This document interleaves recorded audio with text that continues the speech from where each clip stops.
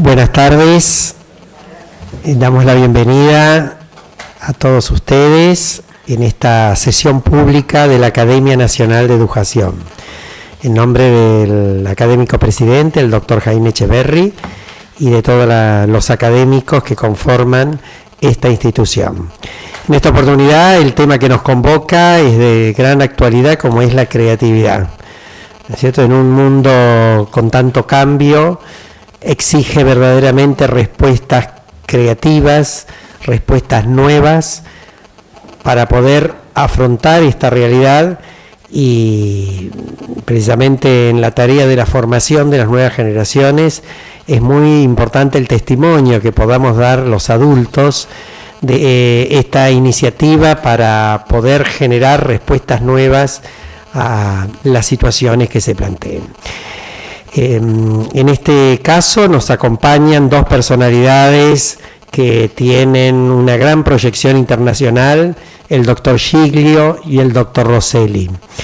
Y la coordinación estará a cargo de la doctora Ana Lucía Frega, académica de esta institución, a quien cedo la palabra y la felicito por esta iniciativa, porque ella es muy entusiasta, muy emprendedora y siempre nos trae nuevas propuestas para poder contribuir con la sociedad. Gracias. Muchísimas gracias al doctor La Greca, secretario de nuestra comisión directiva de la Academia Nacional de Educación. Bienvenidos ustedes a esta nueva jornada de arte y educación. Solemos recordar en cada uno de estos acontecimientos todas las jornadas que hemos hecho en la Academia hace 18 años, pero vamos mejor, para ahorrar tiempo, invitarlos a ustedes a que se informen de la diversidad de información que hay, se informen de la diversidad de información que hay disponible sobre este tema de educación y arte, trabajado por nuestra academia con distintos expertos, no solamente argentinos, sino internacionales, a lo largo de estos años, porque está todo disponible o en formato de grabación o en formato de archivos en nuestra página web.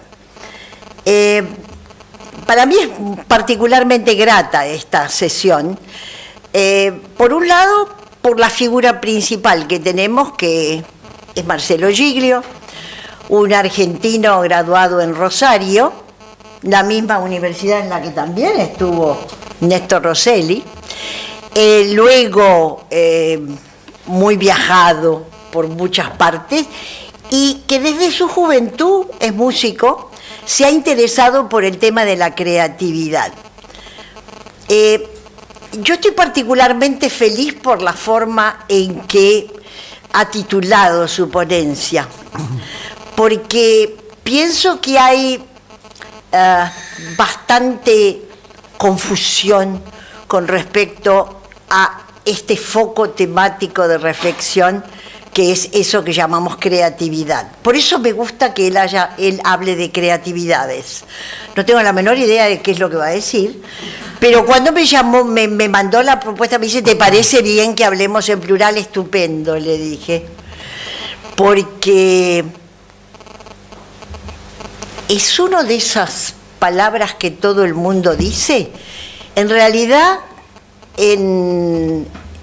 con la doctora Marjorie Vaughan, cuando escribimos Creatividad Musical, Fundamentos y Estrategias para su Desarrollo en 1980, dijimos que creatividad era una de esas palabras de las que todo el mundo hablaba, poca gente sabía exactamente qué quería decir, y mucho menos realmente había intervenciones educativas creativas. Me gustó mucho la forma en que Marcelo lo planteó, estoy verdaderamente curiosa por saber qué es lo que nos va a decir. Y mientras preparábamos su venida, tuve la suerte de coincidir en una reunión con el doctor Néstor Rosselli, graduado nuestro, pero que además ha estudiado en Bélgica, ha vivido, ha trabajado 17 años, y que él me dijera: pero si yo lo conozco a Marcelo Giglio, yo estuve escuchándolo en bla bla en una presentación. Yo conozco a su directora de tesis de doctorado. Le digo, pero mirá qué bien. Entonces te invito a que vengas a responderle a Marcelo. Me gusta, me parece creativo. Yo tampoco la menor idea de qué es lo que va a decir Néstor en respuesta a los más o menos 45 minutos que va a hablar Marcelo. Y luego, probablemente, si no queda suficientemente transitado todo lo que él nos proponga y no estamos conformes o no nos alcanzan todas las preguntas que Néstor le va a hacer en su función de respondent, como se dice en inglés, o sea, de contestador, naturalmente y tenemos tiempo dentro de lo que son los plazos de la academia, vamos a poder dialogar un poco, abriendo, como es habitual, al público la interacción. Muchísimas gracias, Marcelo. En la invitación ustedes tienen una apertura con la biografía de Marcelo y también con la de Néstor, así que no hace falta que en este momento, creo yo, diga nada más. Creo que le tengo que pasar ya el micrófono a Marcelo y concentrarnos en escuchar qué nos tiene que decir con sus plurales. Gracias, Ana Lucía, gracias, doctor La Greca, y gracias, doctor Rosselli, de aceptar de esta discusión, debate para esta charla. En realidad, no les puedo mentir, empecé a estudiar la creatividad, sobre todo con aquello que funcionaba con mis alumnos y que quería reflexionarlo y quería ir más allá de estas actividades, tanto en la escuela como fuera de la escuela, en animaciones socioculturales en la calle, es gracias a Ana Lucía, que me dijo en el 1995, que fue en el primer seminario argentino de investigación en educación musical que lo organizaste, en el cual allí me dijiste, es un tema interesante, hay que ir más allá. Y bueno, y vino todo esto, que es todo un camino, tanto práctico como de investigación, y el apoyo de Annelie Pérez-Clément, que me ha dado todo este trampolín con mi tesis doctoral y todos los trabajos que yo les voy a contar ahora. No tengo nada nuevo para presentar, sino son las publicaciones que ya coloqué en el resumen como bibliografía, así que si quieren ahondar sobre uno de los temas que voy a presentar, pueden pedirme algunos de los artículos u otros que son de open source, abiertos, y que pueden ser consultados. Creatividades, colaboraciones, investigaciones y aprendizajes. Me interesó que en este espacio podamos hablar de las relaciones que existen entre estos cuatro grandes temas, y mi objetivo hoy es enfocarlo desde los últimos trabajos que estoy realizando sobre la creatividad en el trabajo fuera de la escuela, como definición de temas como creatividades y colaboraciones que son como aprendizajes a lo largo de la vida y no solamente en la escuela. Y entonces pasaríamos a aquellos estudios que fueron los de mi tesis, y que se encuentran en los libros publicados, en estas colaboraciones creativas en el aula y en la formación docente. La importancia de las formas y momentos de colaboraciones creativas entre los alumnos en arte como en otras disciplinas, que no se pueden dejar en un azar y que tampoco puede ser sostenida, acompañada y aconsejada estas actividades si no hay gestos profesionales del docente que son acorde a estos aprendizajes. Y todo esto va a llevar a un debate entre la importancia de concebir las tradiciones y las innovaciones en los cambios, los gestos de orientación creativa a diferentes niveles. No podemos hablar solamente de la creatividad del alumno, pero de la creatividad del docente con los alumnos en cuanto no solamente los productos creativos, sino también en la enseñanza creativa, para adaptarse a estas nuevas situaciones y solucionar los problemas de nuestro mundo, como aquellos que son la parte creativa que existe en la investigación para ahondar sobre estos temas y tantos otros, los gestos del formador, investigador, que se encarga de sostener, acompañar y aconsejar los gestos de los docentes en arte.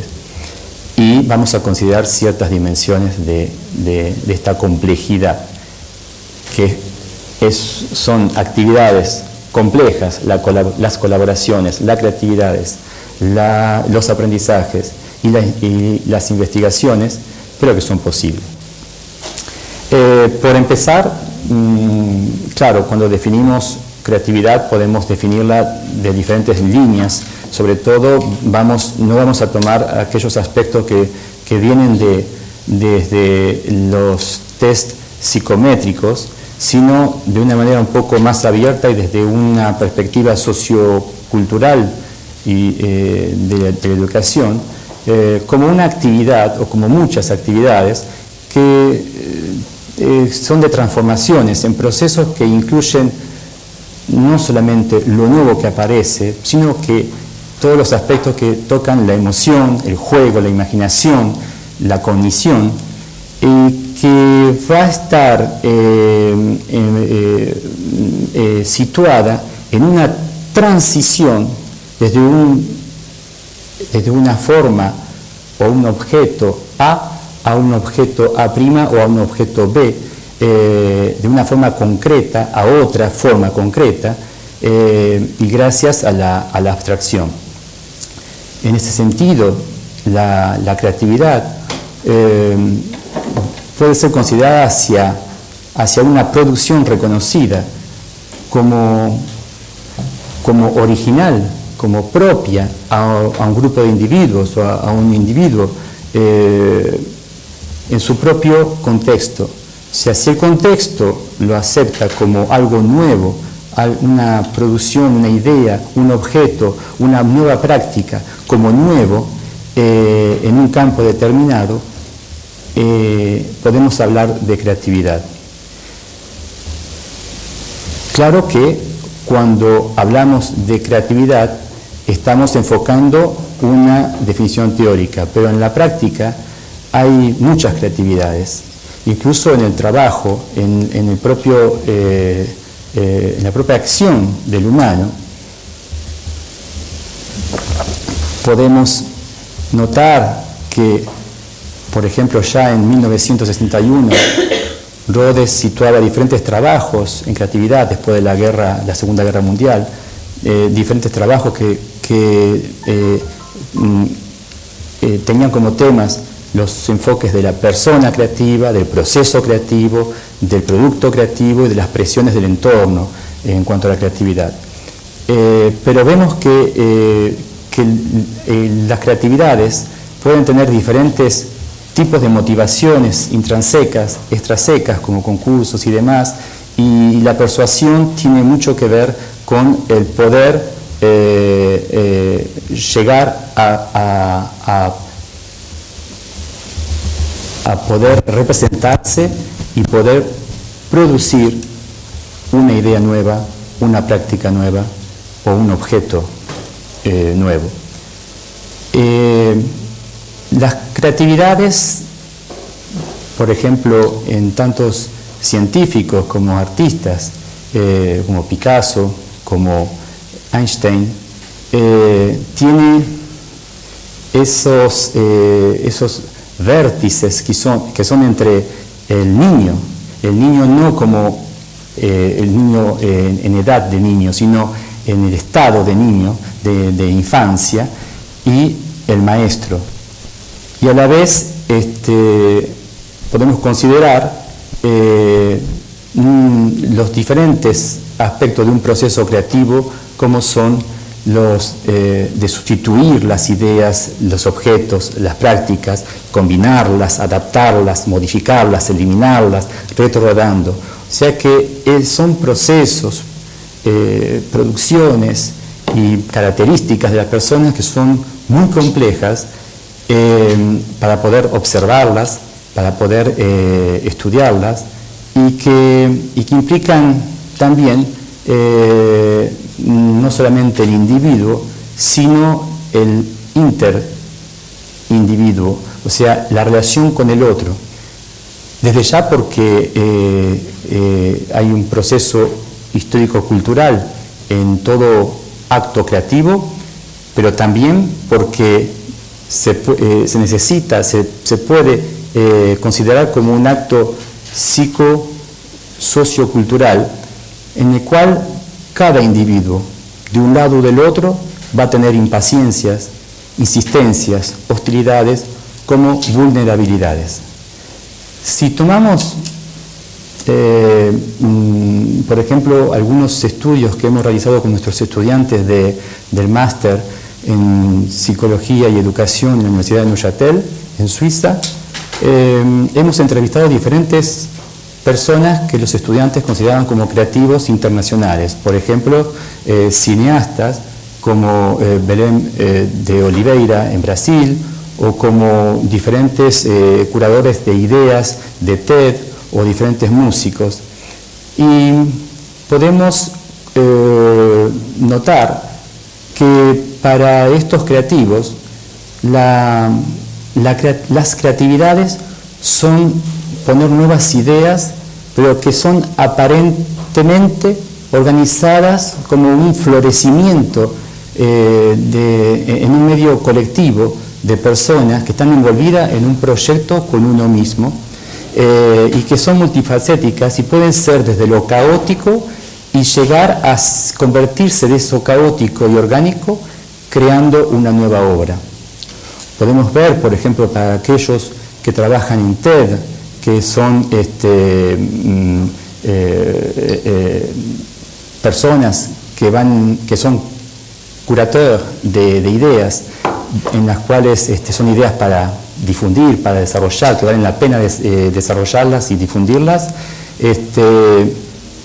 Las creatividades son como un hacer el amor entre las ideas, donde se va encontrando, se van enamorando, se van conquistando, se van litigando, se van uniendo, se van contradiciendo y se van testeando, se van probando, para que florezcan estas ideas y que, como es nueva y como estuvo negociada entre varias personas, pueden ser muy fuertes y entonces de esta manera el mundo puede avanzar.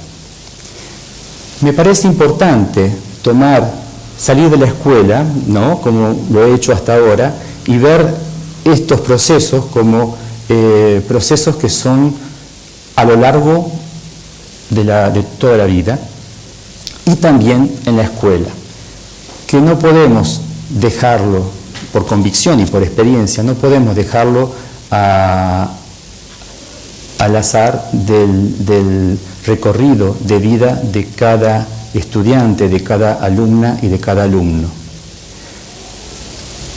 Tiene que ver también con el hecho de que cuando, como maestro de educación musical en Argentina y después en Suiza, veía que en actos creativos con mis alumnos todo funcionaba, pero no funcionaba con muchos docentes que yo estaba formando en la Haute École de Pédagogie en Suiza, sería la University of Teacher Education. Es una universidad, es un instituto terciario de formación docente universitario. Me daba cuenta que necesitaba comprender cuáles eran no solamente esos procesos, sino comprender cuáles son los momentos y las formas de creatividades de los alumnos.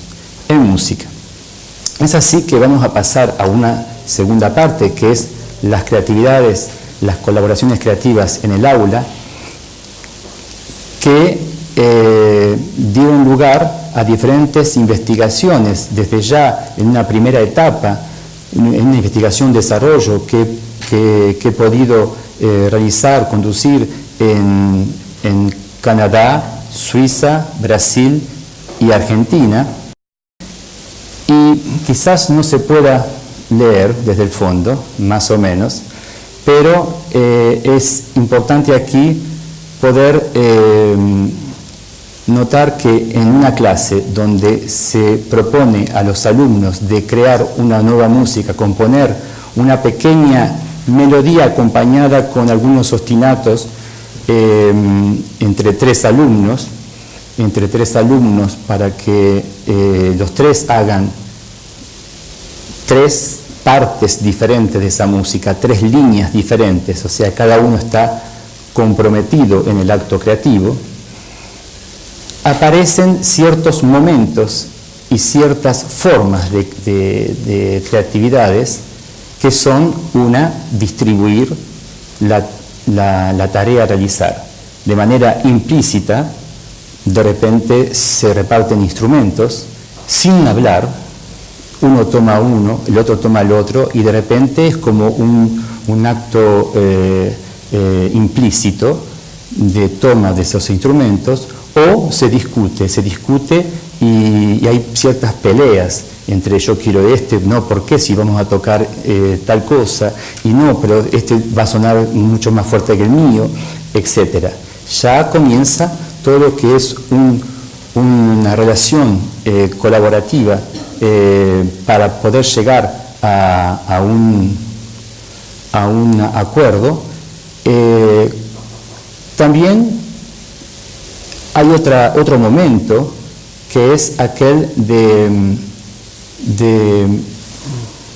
combinar algunos sonidos que van sonando con otros.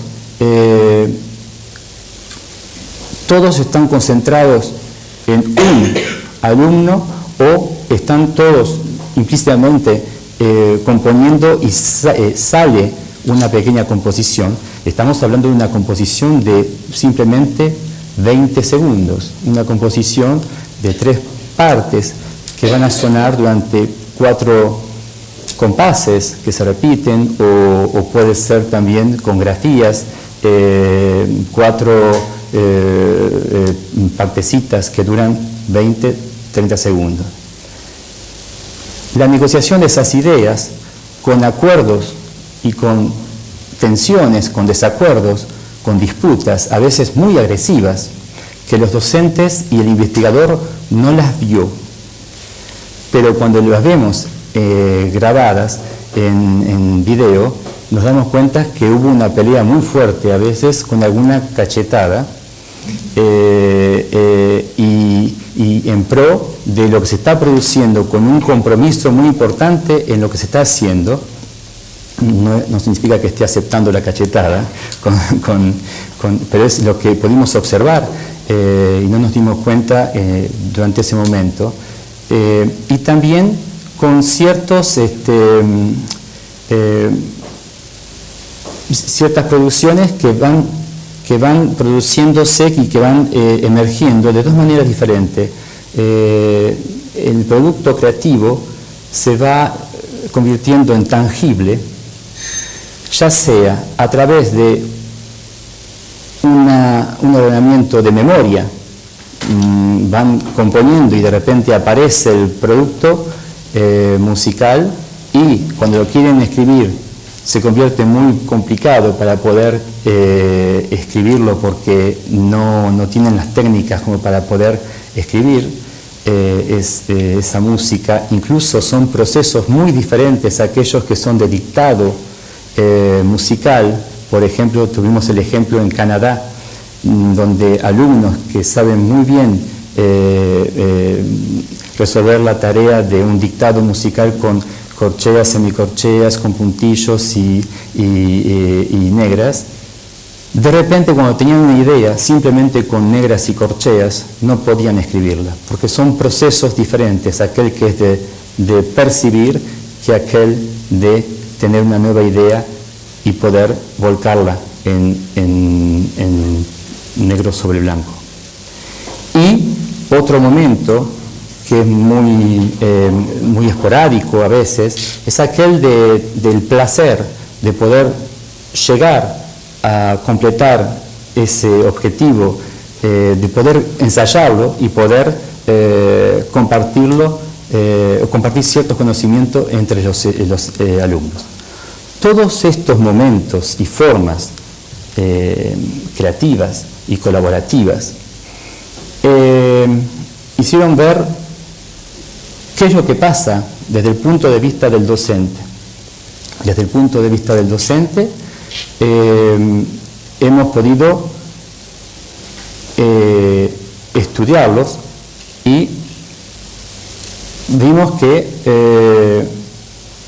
desde ya, para poder aprender a participar en un proceso creativo y colaborativo, es necesario aprender a participar en un proceso interindividual, o sea, poder interactuar con el otro, compartiendo un mismo esfuerzo y una comprensión común de lo que se está produciendo musicalmente, combinando sus ideas con las ideas de los otros, y es muy difícil, de manera fluida y flexible, para desarrollar este objeto o esta idea musical creativa o un prototipo de arreglo, o para una nueva práctica, una nueva idea artística, como podría ser también científica con otros estudios que estamos realizando actualmente, en un campo determinado que puede ser el musical o que puede ser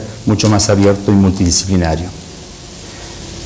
Si tomamos esos gestos necesarios de la parte del docente, vamos a encontrar muchos, aquí hay algunos, son gestos profesionales que no pueden ser nunca exhaustivos y que van a ser siempre evolutivos. Nos damos cuenta que hay algunos que son muy importantes de la parte del docente, que son aquellos que no son iguales a las actividades de dictado o las actividades de resolución de problemas, como lo que Ross, Wood, Brunner estudiaron como scaffolding, como andamiaje, porque el docente en una actividad creativa, en una actividad colaborativa, no conoce lo que va a emerger como producción, salvo que sea una composición muy dirigida, y entonces hay una parte de imprevisto y una parte de desconocido en el acto de enseñanza del docente. Y los gestos del docente pueden ser muy confundidos con otros gestos que son necesarios para poder enseñar lo que el docente ya sabe, lo que el docente conoce como resultado, por ejemplo, de un dictado o por ejemplo de un problema. Entonces, enumeramos algunos, como aquellos que son orientar la atención de cada alumna y de cada alumno, de anunciar el tiempo que queda, porque nos dimos cuenta que muchos docentes, y me ha pasado también a mí, cuando se trata de un trabajo de dictado, conocemos el tiempo que esto lleva en la enseñanza. Puede durar 10 minutos, puede durar 5 minutos, pero cuando se trata de una producción musical creativa, hay como una representación del docente que esto puede durar un año o puede durar lo que sea necesario, y vimos que si el docente planifica un tiempo determinado y es claro con ello, da un resultado determinado también para los alumnos. También observar, poder aprender a observar sin interrumpirlo y sin intervenir, y hemos estudiado, por ejemplo, con Anneli Perremont, el silencio del docente, el silencio que sirve para que el docente pueda pensar, pueda escuchar, pueda intervenir después con más pertinencia, indicando que se tienen que poner de acuerdo entre ellos para poder producir ciertos conflictos que no sean únicamente sociales, pero que puedan ser sociocognitivos, que puedan ser de intercambio de ideas y de poder cambiar de punto de vista entre ellos, con las palabras que van emergiendo y que van evolucionando y que van haciendo un glosario de palabras musicales y confirmando que la tarea va en el sentido de lo que se le ha pedido o que no va en el sentido de lo que se le ha pedido que se haga como tarea a los alumnos. Y sosteniendo ciertos conocimientos, pero no tantos, porque, claro, cuando estamos trabajando ciertos aprendizajes que son a lo largo de la vida, como son las creatividades y las colaboraciones, podemos pensar que en ese momento, viendo esa producción de los alumnos que son tan interesantes, empezamos a dar la gran lección de todo lo que existe, que sería todo un gran programa de estudio de todo el año lectivo, sino de un ciclo de años lectivos o todo un programa de vida.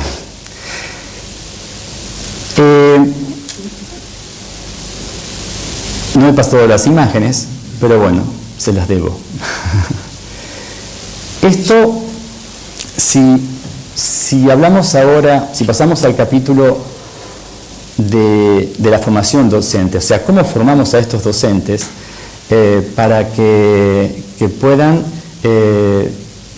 alcanzar estos gestos que no son exhaustivos y que son evolutivos, hemos podido trabajar con ciertos grupos de estudiantes a la formación docente. En Suiza la formación docente para la escuela primaria en la mayoría de los cantones es en la formación del generalista, o sea que el docente que va a enseñar a los niños desde los 4 años hasta los 11 años generalmente va a ser una educación musical con un generalista y con algunas intervenciones de especialistas en muchos casos. Entonces, las situaciones creativas en la formación las hemos podido lograr trabajando las innovaciones educativas desde la investigación. La investigación en la práctica de pasantías y la práctica como momento para explorar las innovaciones. En esta situación triádica hemos propuesto a los estudiantes de tomar un doble rol, uno que es el de hacer la pasantía, el stage en las prácticas docentes, y tomar el rol de investigador en una investigación y desarrollo. Y con 2 estudiantes hemos podido relatar esta práctica analizando cuáles son los gestos, no solamente del trabajo de ellos, que era un trabajo práctico directamente de investigación, que son el de las colaboraciones creativas entre los alumnos y las acciones y gestos de los docentes, de ellos dos, para poder sostener, acompañar y aconsejar estas creatividades y estas colaboraciones, sino también que hicimos el ejercicio de analizar cómo eran estas interacciones entre los estudiantes para poder lograr este trabajo práctico, cuáles son sus gestos, sus acciones, y también cuáles son mis acciones como formador para poder sostenerlos, acompañarlos y aconsejarlos. Aquí tenemos 2 ejemplos con Manoa y Lorena, que son 2 estudiantes que me han acompañado con un artículo que sale ahora en octubre en un libro de Anne Jorot, del Conservatoire d'Arts et Métiers de París, en el cual es sobre los gestos como arte de hacer, y nos dedicamos a los gestos de orientación creativa. Para analizar nuestros datos, dicen Lorena y Manoa, tomamos en cuenta la teoría, todo lo que estudiaron teóricamente, que luego la dejaron de lado. La dejamos de lado para organizar nuestras muestras en un idioma que para nosotros era más familiar. Tuvieron que hacer un desprendimiento de los conceptos teóricos para poder ver lo que pasaba realmente, porque no había pasarelas entre lo que estudiaron y lo que realmente hacían como práctica. Muchas veces queremos hacer un lazo entre la teoría y la práctica, pero para los estudiantes no es fácil. Para organizarse con sus propias ideas y su propio idioma, que para nosotros era más familiar. De esta manera pudimos hacer emerger ciertas categorías en un diálogo posterior con nuestras relecturas, o sea que tuvieron que volver después a las lecturas para poder entender y poder ver lo que era en realidad que se podían enlazar con la lectura y lo que es nuevo y que no existe en la lectura. Por otro lado, de hecho, para Lorena, dice que Manoa me ayudó a tomar conciencia de ciertas acciones que sola no hubiera podido analizar. Por ejemplo, cuando me incliné para ponerme a nivel de los alumnos que estaban tocando en el piso y poder así comunicar mejor con ellos que si quedaba parada y demás. Es un pequeño gesto de poder quedarse, como otro gesto de poder alejarse para que los chicos puedan y las chicas puedan continuar con sus diálogos. Cuando le pregunto qué es lo que ayudó a su trabajo, entonces vemos, y esto coincide también con otros estudiantes con los cuales hemos hecho el ejercicio, con otros formadores también, haciéndonos volver a nuestras propias prácticas con preguntas y con miradas, o sea, con ciertos gestos de mirada para dejar hablar a los estudiantes, acompañando nuestra toma de conciencia compartida, sosteniendo nuestro razonamiento después de cada análisis de data, acompañándonos para que reexaminemos el análisis de estas datas, involucrándonos en una coescritura de reflexiones al considerarnos a nosotros mismos como coautores.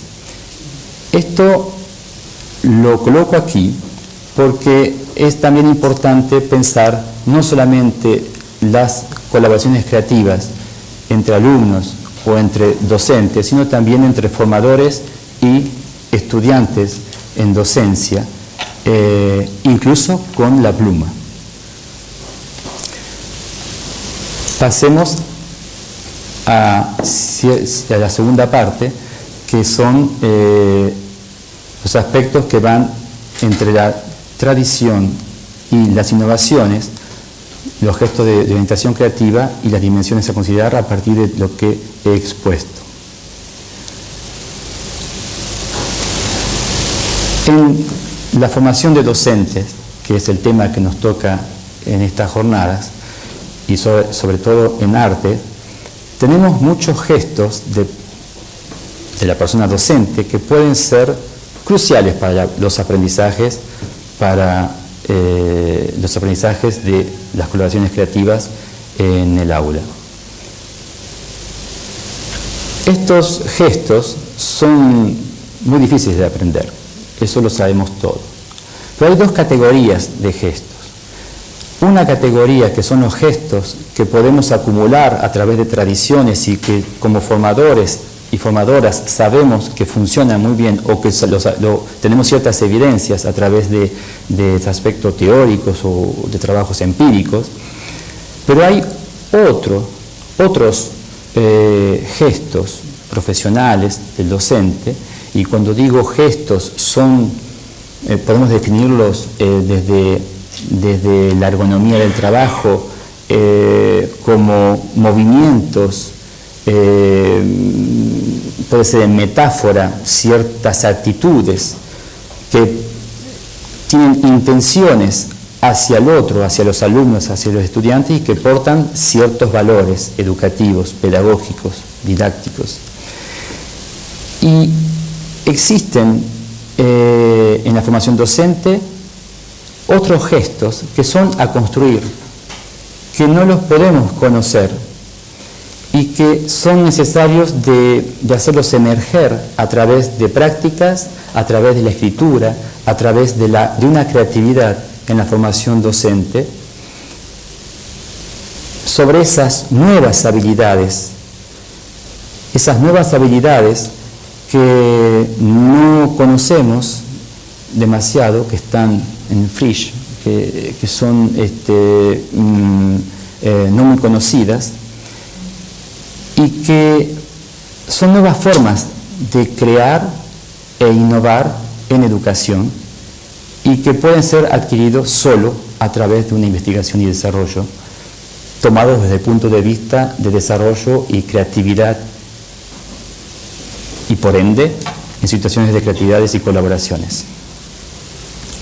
Esto significa, si podemos modelizar un poco todo lo que la complejidad de estas interrelaciones entre los diferentes alumnos, docentes que se convierten en investigadores, docentes que están estudiando para la docencia, o sea, estudiantes en docencia, estudiantes que están investigando para aprender y para contribuir en la docencia, y formadores, investigadores que trabajan con docentes y que trabajan con los estudiantes.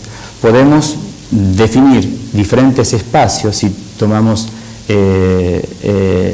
los espacios de pensamiento de Perret-Clément, los diferentes espacios que son el marco del marco y los contextos de los marcos.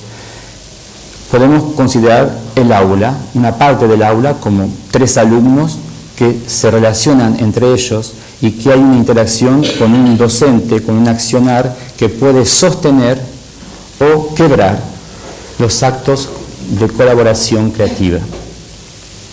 A esto se suma, por ejemplo, en el caso de Manoa y de Lorena, se suman 2 tipos de clases estudiadas por 2 alumnos interesados como estudiantes 1 y 2, para poder estudiar y comparar esas 2 clases y poder producir, compilar, identificar diferentes gestos creativos que ayudan a la creatividad y colaboración entre los alumnos para aprender. Y a la vez, esa relación entre el investigador formador y los estudiantes en la formación. Me parece que es clave esta interacción en diferentes niveles, en 4 niveles si podemos decir, para poder considerarla como parte importante en un mundo que necesitamos más colaboraciones creativas para solucionar los problemas no solamente actuales, sino futuros. A esto se le puede sumar un debate sobre el cambio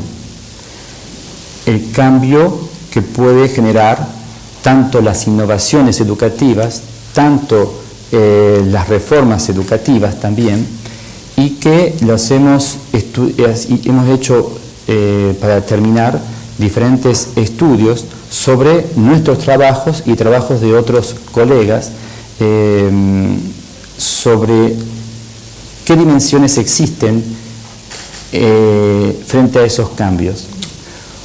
Cambios en la educación, cambios que no solamente son en la educación, pero que necesitan cambios en el docente, y que no solamente pueden venir de arriba para abajo, sino también de una manera ascendente desde abajo hacia arriba, como son las innovaciones, por ejemplo. Entonces, consideramos 5 dimensiones importantes en estos estudios. Por supuesto que son todos estudios diferentes, algunos son en diferentes áreas, otros en música, justamente en una revista que has editado, Ana Lucía, y en la cual tuve el placer y el honor de participar. Y desde ya son dimensiones que propongo como dimensiones a trabajar en la formación, en la docencia, como el propósito del cambio, o sea, cuál es el cambio con respecto a las tradiciones y las innovaciones, tanto en los documentos de una reforma como en las herramientas de innovación en sí misma. Una segunda dimensión es aquella de la reacción del cambio. Por ejemplo, en estudios que hemos realizado con 1.750 docentes o con 64 docentes, como vemos en ese gráfico, o como lo estudió Yves Lenoir en el norte de América, en Canadá, en realidad pensamos como docentes que vamos a modificar nuestra enseñanza a partir de las nuevas ideas o las nuevas reformas o las innovaciones pedagógicas, y cuando vamos a filmar lo que sucede realmente en el aula, nos damos cuenta que hay un desfase entre la adhesión que podemos tener hacia un cambio, hacia lo que se dice en el sentido común, una filosofía educativa o de prácticas y demás, a lo que realmente sucede. Por ejemplo, en Canadá muchos docentes decían que adherían a ciertos, una enseñanza más comprometida al socioconstructivismo, pero cuando vamos a filmar en el aula, realmente no sucede esto. Nos ha pasado a nosotros, incluso con docentes comprometidos en creatividad, tanto aquí en Argentina, en Brasil, en Suiza y en Canadá, que trabajaban, y me ha pasado a mí también, trabajando sobre creatividad y preparando una clase en la cual pensamos que va a pasar de esta manera, y realmente no sucede como lo esperábamos. La reacción al cambio es una dimensión importante, y nos quedan otras tres dimensiones, que son la del acto en esos procesos, que son los roles que como docentes tomamos, adquirimos, nos comprometemos con habilidades, tomando conciencia sobre nuestras prácticas, la interacción, el interactuar durante ese cambio con las relaciones entre los diferentes individuos, pero también entre diferentes posiciones que a veces no tienen una relación de colaboración creativa, sino a través de las únicas posiciones. Cuando digo posiciones, por ejemplo, hablo de los docentes, inspectores, responsables, directores, los intermediarios y los responsables de educación. Y las formas de contribución al cambio, que no es simplemente para los estudiantes de la formación y para los docentes en su desarrollo profesional, simplemente poder apropiarse y aplicar, porque estamos en un mundo que es evolutivo, con diferentes conocimientos que se van sumando a un programa, que los programas explotan y que en realidad estamos yendo hacia otros conocimientos, otros saberes que son propios de por qué hacemos lo que estamos haciendo, dar sentido y poder aprender a lo largo de la vida. Es hasta aquí que llego con diferentes aspectos que tienen que ver con el trabajo creativo, las colaboraciones creativas en el aula y en la formación de los docentes. Muchas gracias.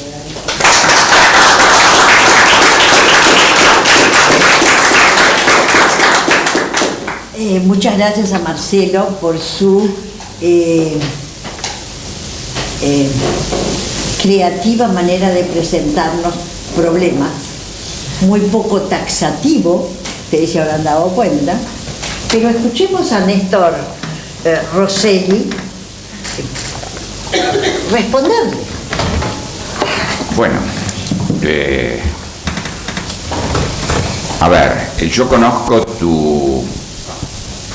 tus investigaciones, sobre todo a través de este libro que me ha sido obsequiado hace años y que lo he leído,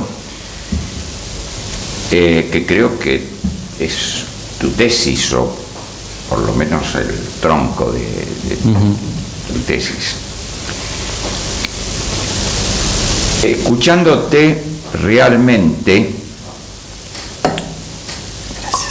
hay infinidad de emergentes que yo podría traer a colación, porque realmente has tocado los puntos esenciales de lo que se llama innovar en educación, o cómo transformar la enseñanza de un modo creativo, o como dices, creativo colaborativo.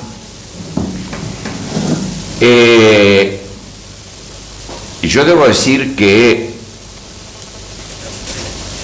no soy, pese a que tengo formación musical, no soy un investigador en didáctica de la música, pero de todas maneras, todo lo que has dicho se aplica a cualquier campo de conocimiento.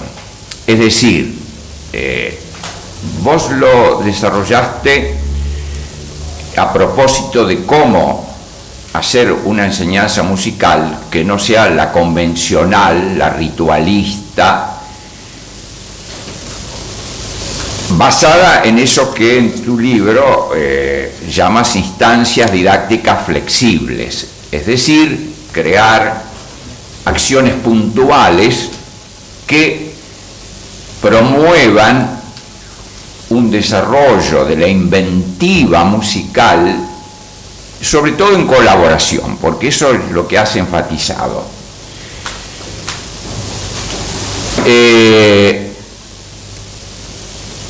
Esto es bastante novedoso en música, porque uno tiene la idea de que en el arte en general la creación es individual, es decir, tenemos la idea del escritor, del músico, que crea, yo diría, refugiándose en sí mismo. Y lo que vos proponés es realmente novedoso, porque es más o menos, yo diría, lo contrario. Es decir, entender que nadie crea por fuera de un contexto social. Y no me estoy refiriendo solamente a un contexto social de época o de, yo diría, de colectivo cultural, porque aún la ruptura supone que lo haces a partir de ese estado, diríamos, preexistente. Pero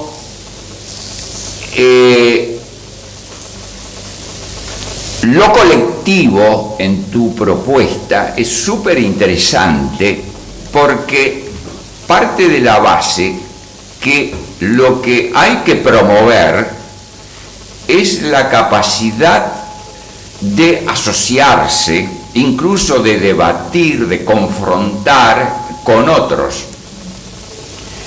Eso yo creo que es sumamente importante, y yo te diría que no solamente en música, porque yo que finalmente trabajo conocimiento científico, pensaba que es exactamente lo mismo. O sea, esa idea de que, por ejemplo, el científico se refugia y de su mente brillante saca una nueva teoría, no es así.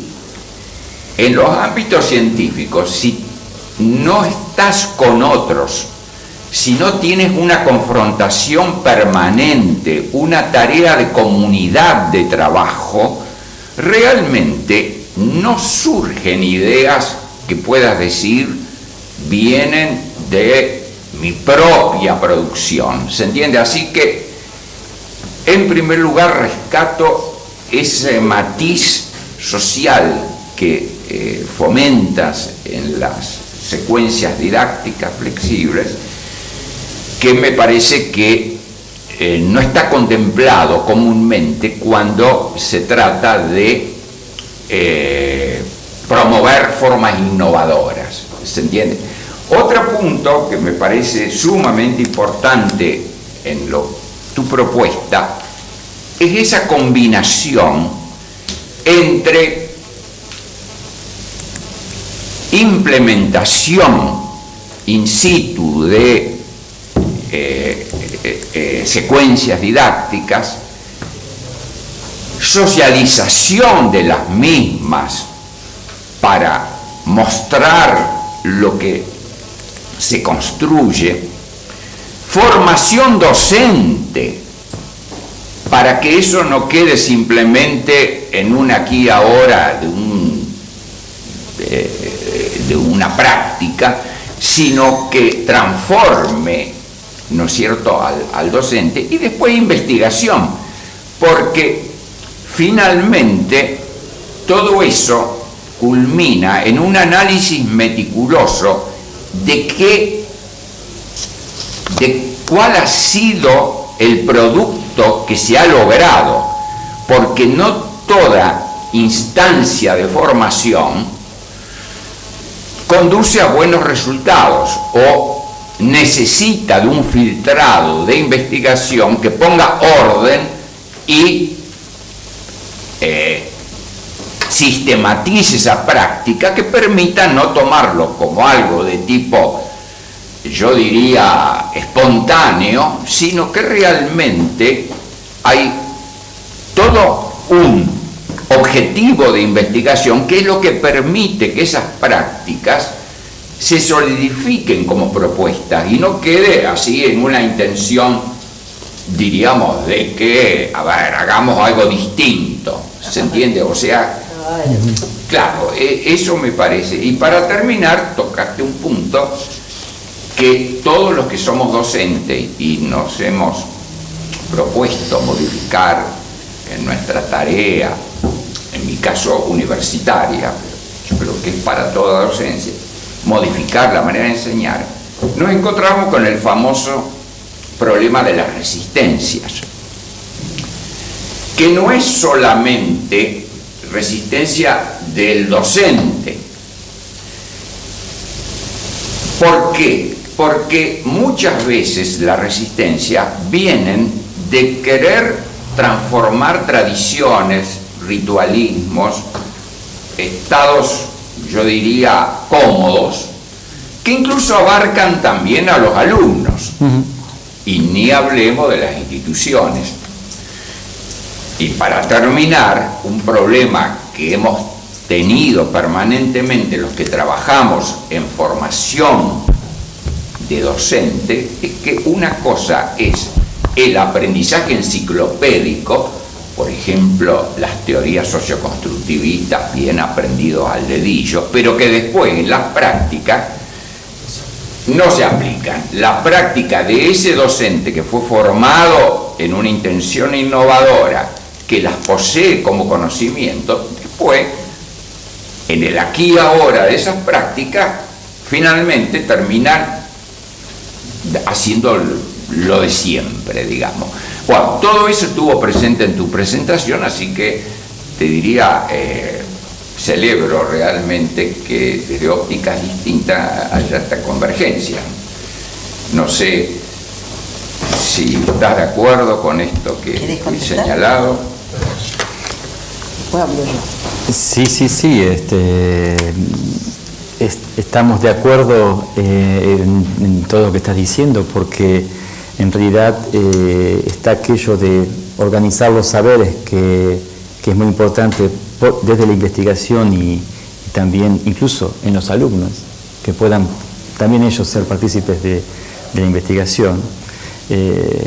Por ejemplo, estamos haciendo un trabajo donde los alumnos no tienen solamente la participación en la observación filmado, sino que el alumno también integra el trabajo de colecta de data, y esto es muy importante cuando las investigaciones no están solamente separadas de la práctica o de la formación, o en la formación para que pueda ser aplicado o comprendido o al dedillo, como estás diciendo, sino que entra en el aula y los alumnos participan también en esta investigación en una cooperación en la recolecta de datos. Es importante. Y también este aspecto de las innovaciones y de las reformas,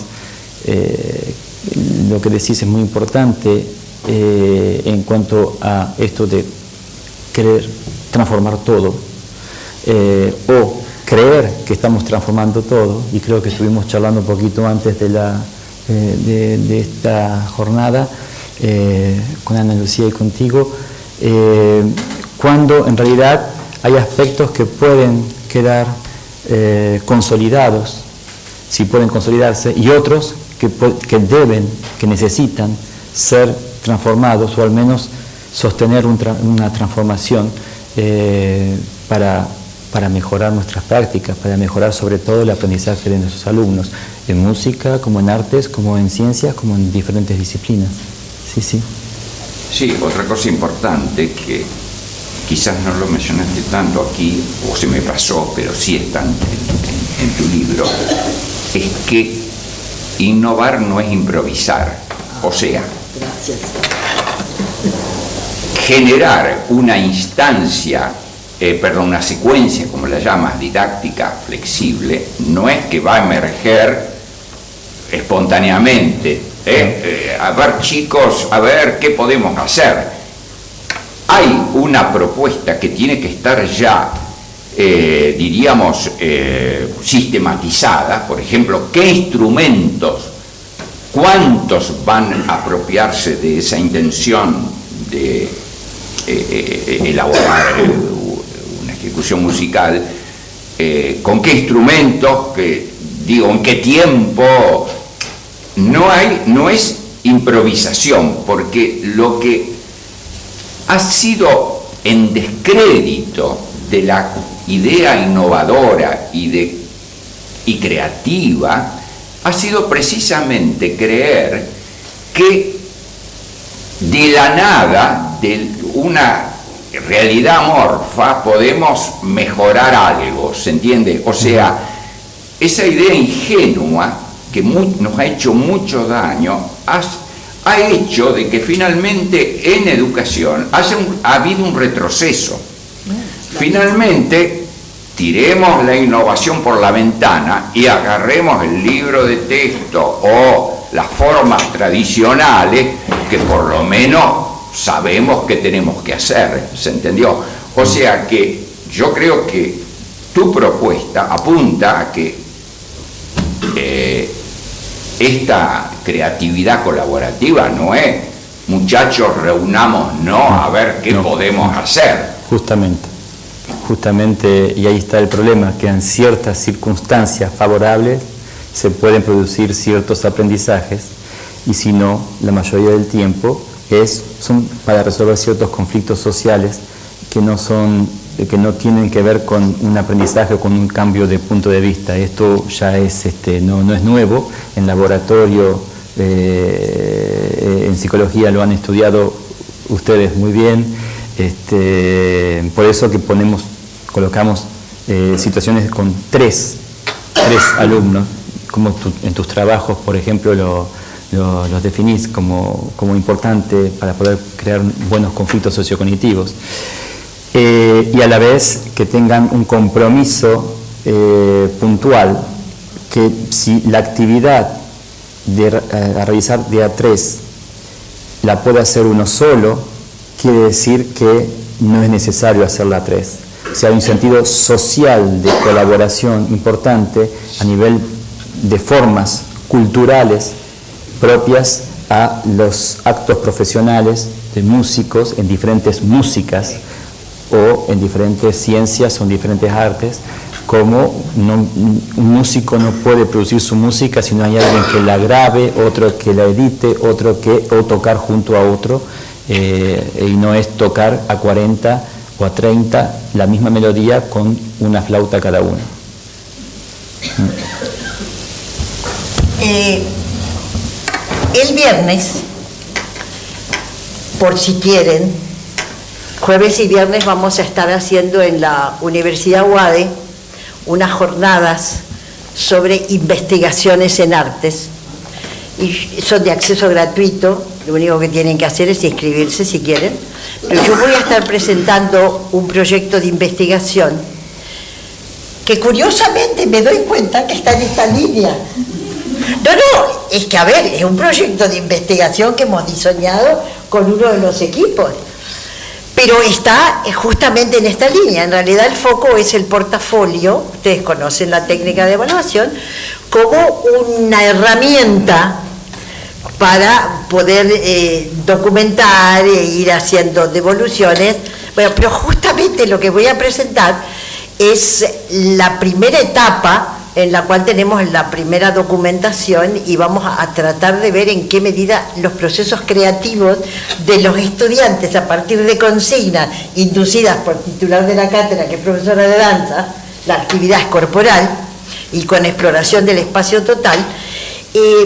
Si quieren, se los comento nada más que de la alegría que tengo de haber escuchado este intercambio. En realidad lo que yo quería aportar antes de abrir a las preguntas de ustedes es qué sólido es el comentario combinado de que estimular la creatividad no es chicos hagan lo que quieran, como quieran, cuando quieran y todo está bien, se divirtieron. Por supuesto que estoy siendo sarcástica, porque es una fina línea la que diferencia la construcción de conocimiento del cómo sí construyo conocimiento.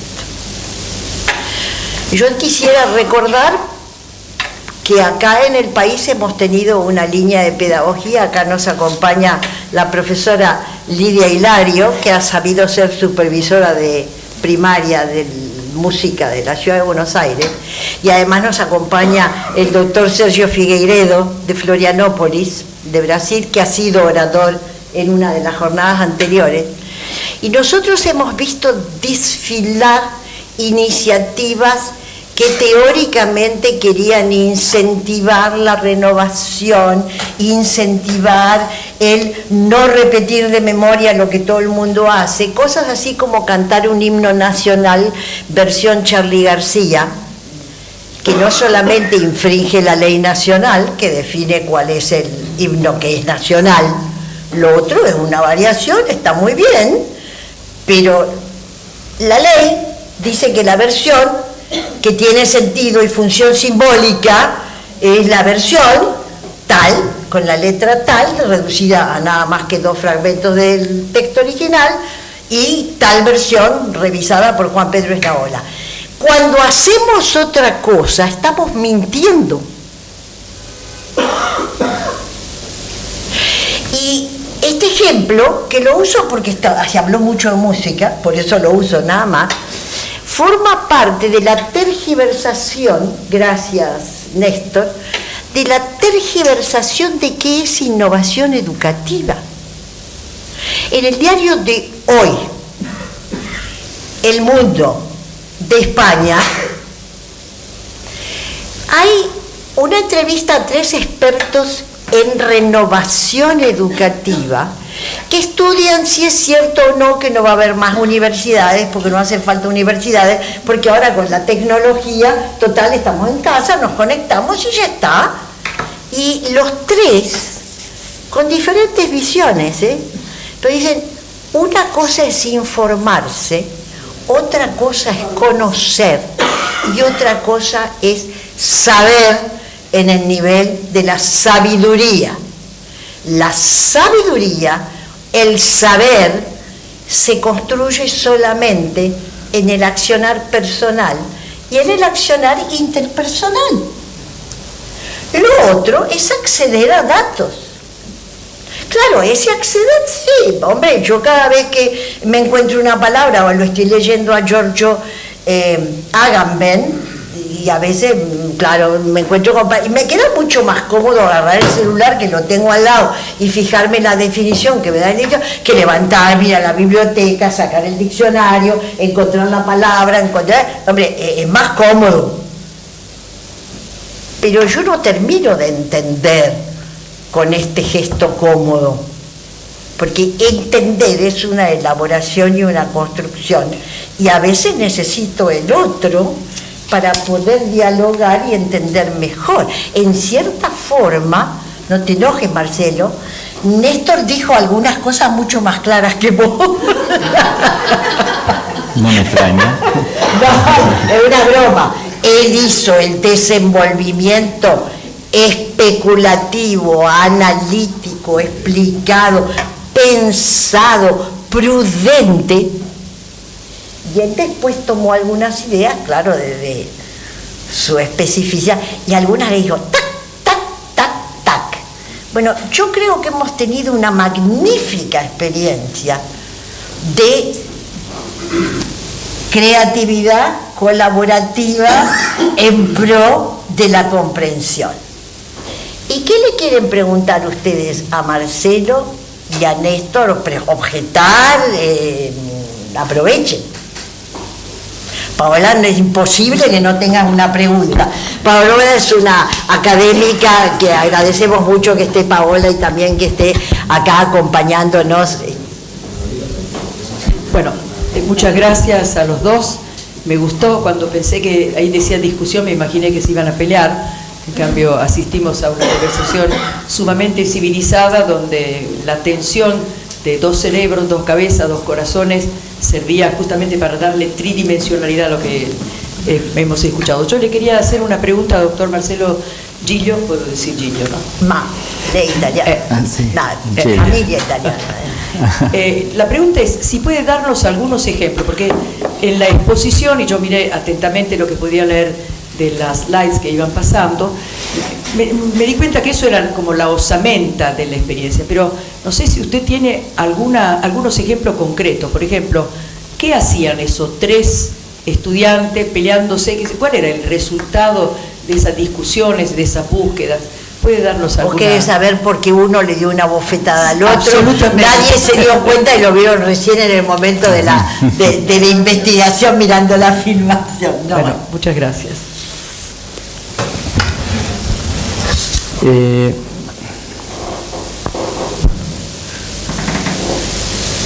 Quizás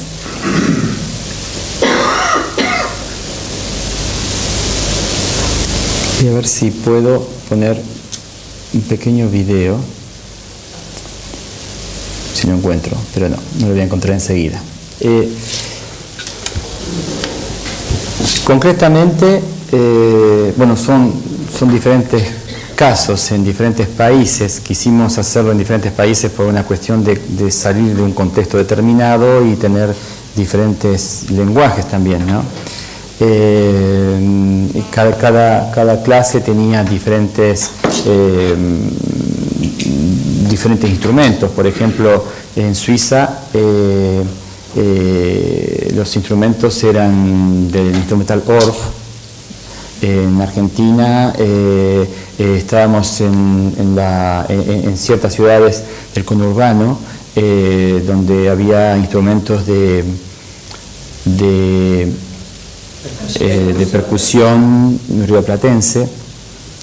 En Brasil, guitarras, flautas y instrumentos de percusión brasilera.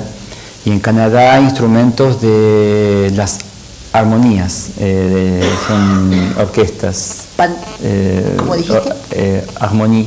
Ah, sí, sí. De armonías, de bandas. Sí, es un tipo de banda, sí, son bandas. Entonces, las experiencias, por ejemplo, la disputa si vamos a hablar de los entendimientos entre los alumnos y entre las disputas, eran sobre las notas para tocar, ¿no? O para no tocar, o porque no podían, uno no podía, entonces en vez de decir que no podía tocar la nota, decía que no le gustaba, hasta que otro decía sí porque no la sabes, y entonces claro, esos son los tipos de disputas que aparecían. O por ejemplo, en una clase del conurbano de aquí, en la cual un niño que no hacía nunca nada, iba generalmente a la escuela para comer, de repente estaba trabajando con nosotros, la maestra no podía entender que había algo que, claro, y empezó a escribir en un papelito las notas, porque no quería que como él podía, y de repente uno le borró la nota, que no era esa, era otra, y entonces ahí le pegó una cachetadita. Y bueno, pero se enojó, volvió y de repente quiso colocarla, y bueno, después no tocó, pero dirigió la obra, la obra de 4 compases. Otros ejemplos son, por ejemplo, el caso de un alumno A que le explica a un alumno B, que le dice, hagamos un canon. ¿Qué es un canon? Estamos hablando de niños de 12 años.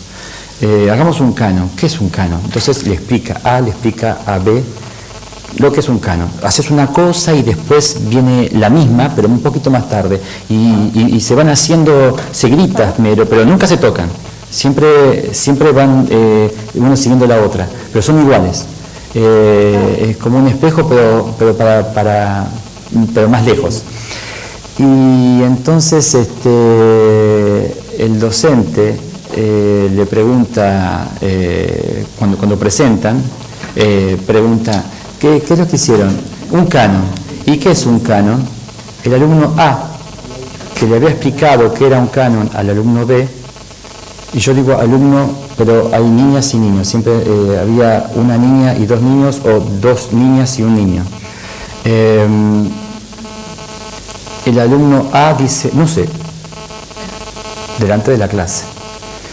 El alumno B dice, es ta, y explica más o menos lo mismo. Nos dimos cuenta por la grabación que el que sabía al principio y el que no sabía era A y B. Y frente a la clase, frente al maestro, era el alumno B que sabía y el que no sabía era A. Esto es importante porque son diferentes dinámicas, dinámicas sociocognitivas que ayudan a poder cambiar el punto de vista, a poder aprender, pero que no necesariamente van a suceder de la misma manera cuando están frente al docente. Son situaciones muy cortitas. Podemos decir también que en una investigación que presentamos en Chanchún, en el 2010, ahí podíamos observar muchas de estas situaciones en las cuales no podíamos observar un aprendizaje entre los alumnos, eran más conflictos entre ellos, sociales, sobre decisiones, pero que no tenían que ver con un aprendizaje. Y muy poquitos momentos que son de aprendizaje, por ejemplo, en discutir notas o discutir una técnica o pasar o corregir una manera de tocar o una manera de volcar lo que uno piensa al escrito.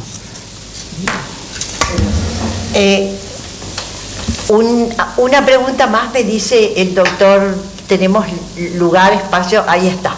Pero lo que no sé si tenemos el micrófono. No hay problema, no lo hago. Pero sí, se oirá, pero no toma la grabación. Pero bueno, si por favor nos puede hablar bien fuerte. O venir acá y grabarlo. No puede, ya. En principio, buenas tardes a todos. Agradecer por esta jornada. La verdad que se disfrutó mucho, se sigue disfrutando. Y bueno, quizás una pregunta, no una reflexión. Me pareció muy interesante esto de los silencios. Gracias. Esto de los silencios en el aula, ¿no? En mi caso soy docente de lengua extranjera, ¿no? Y uno a la hora de planificar sus clases, planifica todo lo que intenta planificar lo que va a ocurrir, ¿no? Y siempre pensando qué es eso que va a ocurrir, ¿no? ¿Qué les va a ocurrir a los alumnos? ¿Cuál va a ser el feedback que uno tiene de ellos? Y leí bastante acerca de lo que tiene que ver con el tiempo, darles el tiempo a ellos para que puedan responder, ¿no? Pero me pareció muy interesante esto, y qué difícil, digo, ¿no? Lo de los silencios del docente. Cuando hacías referencia al término de scaffolding, ¿no? De andamiaje, poner un freno, y pensaba, ¿no? El tema de qué difícil esta decisión interactiva en el momento del aula, de decir cómo los guiamos, pero por otro lado permitir que ellos sean creativos. Simplemente me lo preguntaba y digo, es una decisión difícil. Dar el tiempo, a su vez guiar, obviamente orientar, y pensaba en la efectividad de nuestras preguntas, ¿no? ¿Qué tipo de preguntas vamos a hacer? No sé, se me venía a la mente que eso es fundamental, me parece planificarlo. Así que bueno. Sí. Bien. ¿Puedo contestar? Sí. Aquí usted está tocando un tema muy importante, que es la verbalización en la clase. La verbalización, que implica un discurso sociocultural del docente y de la docente, que es crucial. Desde ya a nivel cultural del docente. Y bueno, hay estudios de Neil Mercer y de Fernández y Drujon, colegas que han trabajado sobre la verbalización y el discurso sociocultural con técnicas del discurso de los docentes en situaciones de resolución de problemas. Hemos trabajado, seguido a esta tesis, hemos trabajado sobre el discurso de las docentes y los docentes después del acto creativo. Es muy importante, o sea, estas secuencias didácticas flexibles incluyen una fase que no mostré aquí, que es de reflexionar sobre lo actuado. No hacemos nada más que el acto creativo y la muestra. Si ustedes quieren, por ejemplo, si lo leen, es 10 minutos de momento creativo, 5 minutos de mini concierto, y viene una grabación de 2 minutos y medio estilo periodista del docente, preguntando con la obligación de que todo el mundo diga algo, y después se escucha. Tenemos pocas posibilidades de escucharnos, como hablamos en la escuela. Y entonces nos dimos cuenta que, como en nuestros resultados, que el discurso sociocultural del docente no puede ser el mismo que el de aquellas preguntas que se le hace después de una actividad como un dictado, o una actividad como un dictado musical, quiero decir, o melódico, rítmico, o una actividad de interpretación. Cuando el docente conoce el resultado, por ejemplo. En el discurso sociocultural del docente, cuando se trata del acto creativo y de las maneras de pensar y de hacer estas creatividades y estas colaboraciones, necesita hacer preguntas abiertas y no cerradas. Las primeras preguntas, y creo que lo mencionaste vos al principio, si me gusta o no me gusta, las primeras preguntas, y eso que estaba muy clarificado con los docentes, y me ha pasado a mí también como docente, las primeras preguntas que hacemos a los alumnos es si nos gustó o no nos gustó, si tuvimos placer o no tuvimos placer.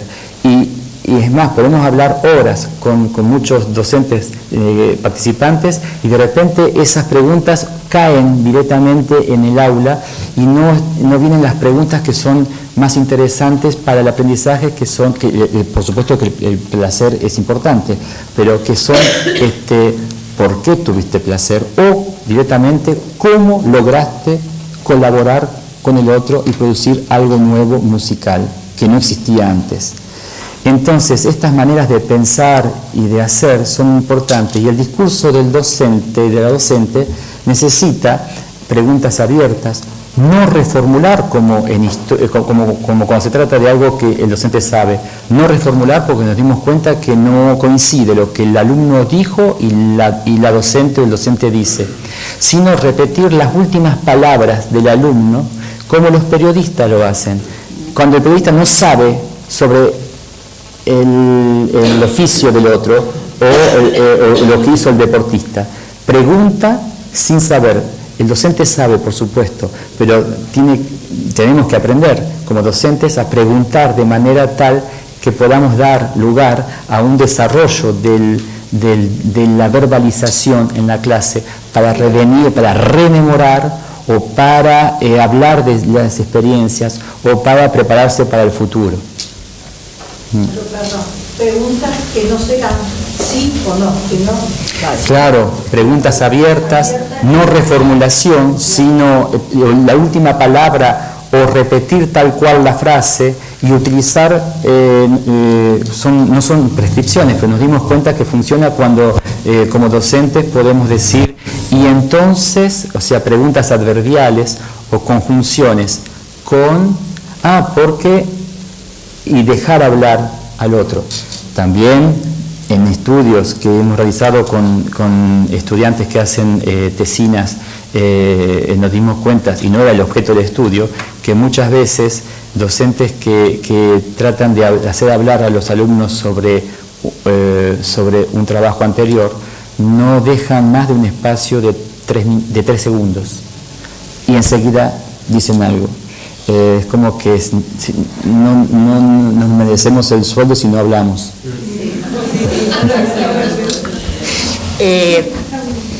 Tenemos un marco de horario, me van a perdonar, pero les quiero comentar que en estas jornadas en las que vamos a celebrar un aniversario que es muy importante para nosotros, que es el 50º del primer seminario mundial que ha habido sobre investigación sistemática, orgánica, en enseñanza musical. Esto va a ser jueves y el viernes.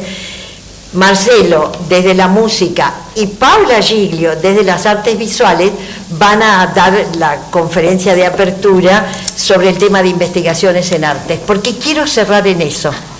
Quiero cerrar sobre el tema más importante para mí, Néstor, Marcelo, y es el tema de la ventana que ha abierto Marcelo, para algunos, perdón, quizás, discúlpenme que tenga necesidad de decirlo, sobre qué es investigar en educación. No es hacer un cuestionario y que me contesten 4 cosas. Investigar es una acción compleja, poliédrica, multivariante, activa y viva. Él en realidad ha descrito una larga línea de trabajo que podría encuadrarse en aquello que en alguna época se llamó, por allá por la década del 80 o del 90, investigación-acción.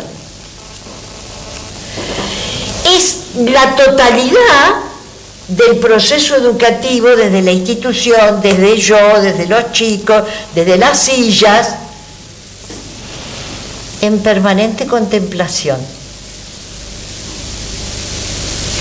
Y yo creo sinceramente que la Argentina en este momento tiene que ponerse en serio a vestirse estas vestimentas, las de la investigación, no para hacer un trabajo final de un titulito con 2 cuadritos con gráfica de barras y 3 preguntas que son tontainas y ya pura fórmula, porque sinceramente les digo, la tragedia educativa que estamos viviendo es grande.